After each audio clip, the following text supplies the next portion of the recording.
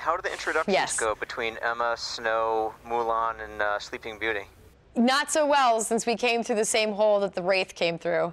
It's definitely not a good start for them, because it seems like Snow and Emma had something to do with the Wraith. Because we're sort of knocked out in the rubble, we don't really have a chance to present ourselves. You know, it's like by the time we come around from having come through the portal and being in that sort of mess of stuff, as we're coming to, we've already been tied up. So we're definitely going to be hostages of Mulan's and Aurora's until they get to the bottom of who we are. Okay, but doesn't Snow White carry some cred over there in Fairy Tale Land? She does not really look like Snow White, and also everything has changed in Fairy Tale Land. Since the curse has happened, everything's sort of fallen apart, and there are no kingdoms in place, and it's sort of a bit of a free-for-all. So everyone is being safer rather than sorry in the circumstances, and sort of because she was exactly where the Wraith came through, and it seems she might be responsible for it, they are still skeptical of her despite the fact that she is Snow White. What did you do? Take them to the pit. Clear up some of the rules here. Can we assume that anybody that we've seen in Storybrooke, that their counterpart doesn't exist in this saved part of Fairy Tale Land? For example, you know, you won't be crossing paths with the Huntsman?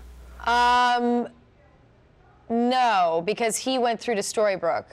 So the Huntsman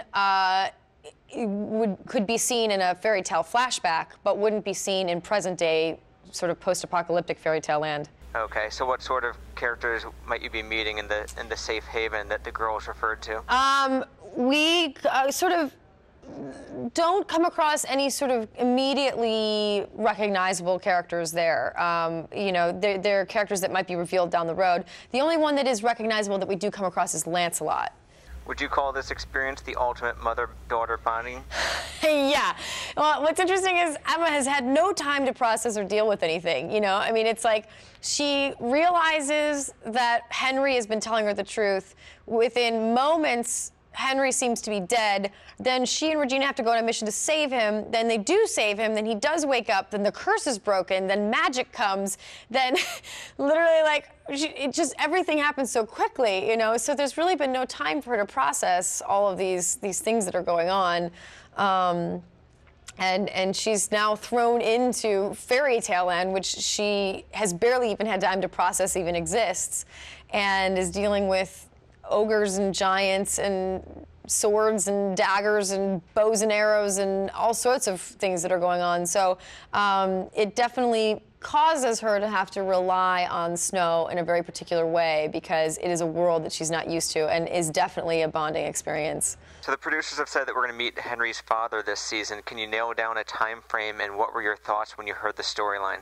Oh, yeah. We meet him in episode 6, and you know, I kind of knew it was coming. I sort of knew what to expect, just because it was conversations that I had with Eddie and Adam during the pilot, actually, because obviously it was a big deal for me to know who they thought the father was going to be, and you know, the circumstances under which Henry was conceived and all of that. That, you know, obviously was a big part of the character's backstory. So, you know, we'd had lots of talks about it. So, you know, I was just happy to get to a place where we were able to reveal it and able to show that story, because I knew that, you know, it's something obviously the audience has been wondering about, and just for me as an actor, it was fun to be able to actually play and be able to show as a part of Emma. Who is he? I mean, who is he here? I don't know. Maybe he'll check in at the crisis center. You could check after the thing. What thing? The meeting, where you tell us all your plan. Remember the speech you were doing? Right. I'll be back for that. And we saw like a little power boost that Emma gave Regina there. In what other ways might whatever ability she has become evident? Yeah, you know, it's not entirely clear yet. It's something that very slowly is being discovered. I mean, it's something that Emma certainly has no awareness of, and it's not clear whether or not it was her who caused that boost or not. You know, I mean, you know, she's sort of caught looking at her hands after that moment, thinking, you know, did I have something to do with that? You know, so it's definitely going to be a process of self-discovery for her, and there's going to be circumstances that exist that give her opportunities to discover those parts of herself that she may not know are there.